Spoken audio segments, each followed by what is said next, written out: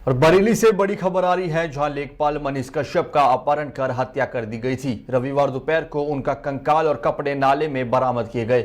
हत्या क्यों कर गई, इसका जवाब तलाशने के लिए पुलिस एक आरोपी से पूछताछ कर रही है। वहीं मनीष के स्वजन का कहना है कि वह खुलपुर गांव में 250 बीघा के घोटाले का राजफाश करने वाला था। रिपोर्ट जमा करने वाले दिन उनका अपहरण कर लिया गया था। इस पर जिला प्रशासन ने जाँच कराई, जिसमें एडीएम दिनेश कुमार ने कहा है कि किसी घोटाले की पुष्टि नहीं हुई है।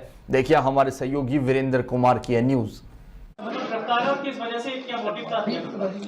दिनांक 27 तारीख को फरीदपुर थाना अंतर्गत लेखपाल श्री मनीष कश्यप जी के तहसील जाने और उसके बाद वापस घर न आने के संबंध में 28 तारीख को थाने को सूचना मिली थी।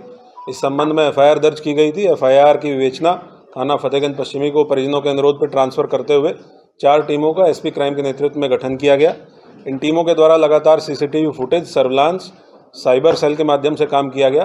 कल अभियुक्त ओमवीर कश्यप को इस टीम के द्वारा गिरफ्तार किया गया, हिरासत में लेकर पूछताछ की गई। इसकी निशानदेही पे थाना कैंट अंतर्गत एक नाले के पास से कुछ अवशेष शव के बरामद किए गए हैं, जिनको पोस्टमार्टम के लिए भेजा गया है और डीएनए टेस्ट भी कराया जाएगा, ये वेरीफाई करने के लिए कि जो इसके द्वारा बताया गया है कि ये मनीष कश्यप जो लेखपाल थे, जिनकी हत्या इसके द्वारा कर दी गई और वहाँ पे शव फेंक दिया गया, जिसके अवशेष मिले हैं। इसके साथ साथ जो कपड़े उन्होंने पहन रखे थे जिस दिन वो गायब हुए हैं, वो कपड़े भी पुलिस के द्वारा बरामद किए गए हैं इसकी निशानदेही पे वहीं से। और उनसे जुड़ी हुई कुछ चीज़ें, जिसमें एक नापने की इंच टेप है, लेखपाल जो थे उनकी मोहर है, इंक पैड है, ये सारी चीज़ें इसके घर से बरामद की गई हैं। उनके पास कुछ कागजात थे, वो भी कुछ अर्ध जले कागजात बरामद किए गए हैं। जो घटना में अर्टिगा गाड़ी प्रयुक्त की गई थी वो इसी की गाड़ी थी, ओमवीर की गाड़ी थी, वो भी बरामद की गई है। इसके साथ साथ इसका एक रिश्तेदार नन्हे भी गिरफ्तार किया गया है। अभी तक जो इनसे पूछताछ में पिछले 24 घंटे में हम लोगों ने जो बातचीत की है, पूछताछ की है, ये कहानी सामने आई है कि ये 6-7 महीने से लेखपाल मनीष कश्यप जी को जानता था और ये उनके पास तहसील में भी जाता था। इसकी फ़ोन पे भी उनसे वार्ता होती थी। इसके पास पैसे की तंगी थी, ये लगभग 5 महीने पहले जेल गया था और जो पैसा इसके पास था वो बेल के दौरान इसका खर्च हुआ, तो इसको पैसे की आवश्यकता थी। उसके लिए इसने प्लान किया अपने रिश्तेदारों के साथ मिलकर कि लेखपाल का अपहरण करके उसके परिजनों से पैसे की मांग करेगा। 4 लाख रुपए की मांग करने का इनका प्लान था। उस दिन इन्होंने फ़ोन से उनको बुलाया और फ़ोन से बुलाने के बाद शराब पीने के बहाने इन लोगों ने शराब पी भी और उसके बाद जब वो ज़्यादा नशे में हो गए तो नेत्रपाल, एक और इसका रिश्तेदार है जो एक फार्म हाउस पर काम करता है, वहाँ लेके गए। वहाँ नेत्रपाल को जब नेत्रपाल घबरा गया, उसने मना कर दिया कि वो वहाँ पे इसको बंधक नहीं रखेगा। फिर दोबारा गाड़ी में लेके मनीष कश्यप को लेके गए और घुमाते फिरते हुए सूरज, जो इसका एक और रिश्तेदार है, उसने अपने मफलर से उसकी हत्या कर दी। वो संबंधित मफलर भी पुलिस के द्वारा बरामद किया गया है। हत्या करने के बाद जिस जगह से बॉडी बरामद हुई है वहाँ इनके द्वारा फेंक दी गई और जो बचा हुआ लेखपाल का सामान था वो ये ओमवीर अपने घर लेके चला गया। अभी तक हम लोगों के पास सीसीटीवी फुटेज उपलब्ध है, जिसमें 27 तारीख को 3:10 पे जो लेखपाल थे मनीष कश्यप, वो पैदल जाते हुए दिख रहे हैं, वो यही कपड़े पहने हुए जो बरामद किए गए हैं और डिस्प्ले किए गए हैं। उसके बाद 3:45 पे अर्टिगा गाड़ी उसी रूट से जाते हुए दिख रही है जो अभियुक्तों के द्वारा बताया गया है। वो भी फुटेज पुलिस के द्वारा कब्जे में लिए गए हैं।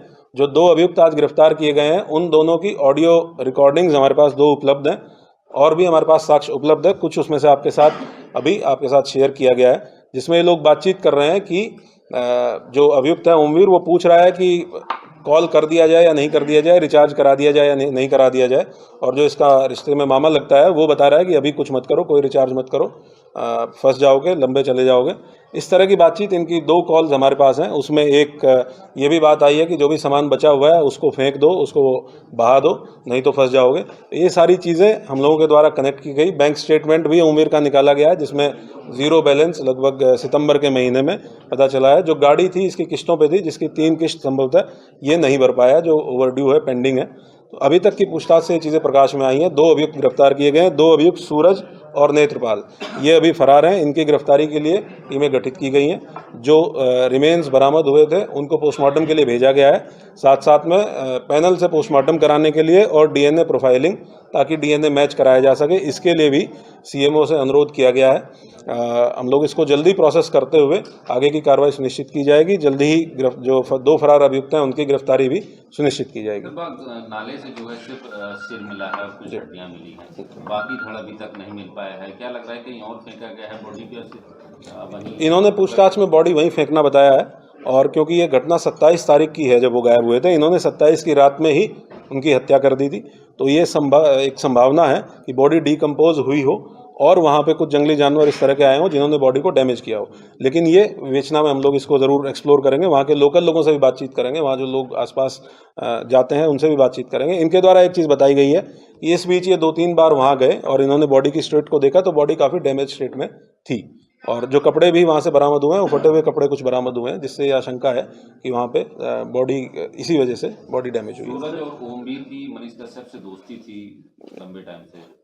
जो सीडीआर से हम लोगों ने देखा कि इनकी बातचीत होती थी, इनका परिचय था आपस में, और जाहिर सी बात है कि किसी परिचित व्यक्ति के कॉल करने पे ही कोई उनके साथ जाएगा, और जो कॉल सीडीआर के माध्यम से भी तस्दीक हुई है कि कॉल किया गया था और बुलाया गया था, और वो लोकेशन भी कंफर्म हुई है सीडीआर के माध्यम से। थाने स्तर पे क्या लापरवाही मानते हैं आप? क्योंकि लोगों से लगातार आरोप लगा रहे थे, पहले दिन गए तो उनकी तहरीर फेंक दी गई, फाड़ दी गई, अंगूठा लगवा के साथ केवल गुमशुदगी दर्ज की गई, अपहरण की बात कह रहे थे, पुलिस लगातार नकार रही थी कि कोई अपहरण नहीं हुआ है, कुछ नहीं हुआ है। जो परिजनों के द्वारा आरोप लगाया गया है स्थानीय थाने पे, उसके संबंध में मेरे द्वारा एक प्रारंभिक जांच ऑलरेडी ऑर्डर कर दी गई है, और क्योंकि परिजनों को ये आशंका थी कि स्थानीय थाने से उनको न्याय नहीं मिलेगा, इसी वजह से तत्काल उनकी बात का संज्ञान लेते हुए विवेचना भी ट्रांसफर की गई थी, और एसपी क्राइम जो डेडिकेटेडली क्राइम पे काम करने के लिए ही पोस्ट क्रिएटेड है, उनको उनके पर्यवेक्षण में सारी टीमें लगाई गई थी, और उन्हीं टीमों के द्वारा कार्रवाई करते हुए इस घटना का अनावरण किया गया।